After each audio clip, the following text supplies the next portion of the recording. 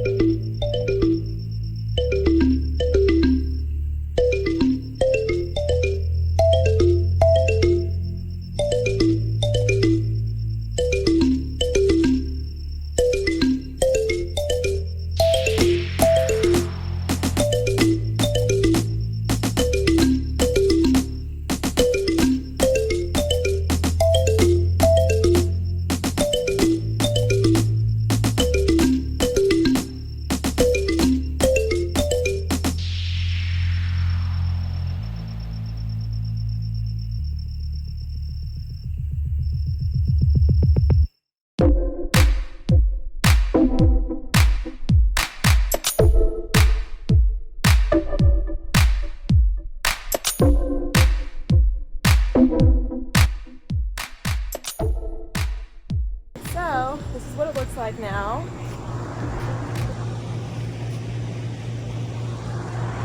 That looks significantly better. So I actually really love this tarp. It's the first time I've gotten to use it since I purchased it. I think it's 8 foot by 8 foot and it has these little green handles on the corners that you can actually loop through each other and create kind of like a little parachute sack.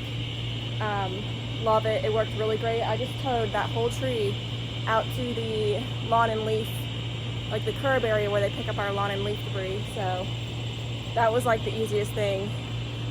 That was like the easiest thing ever. I absolutely love that. I'm so glad I got that. So now I'm just gonna keep moving, and I might move out into the walkway out here and start cutting down a couple of these shrubs too. So let's keep going.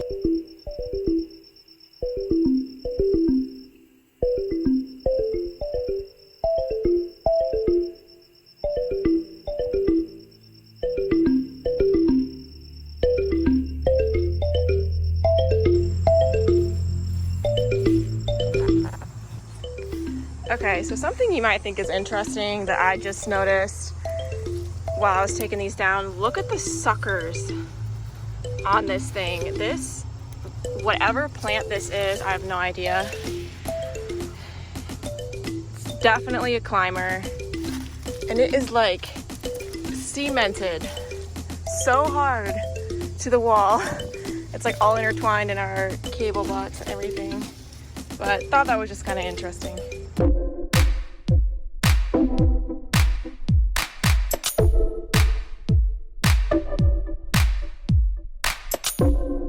So this is the point we're at right now.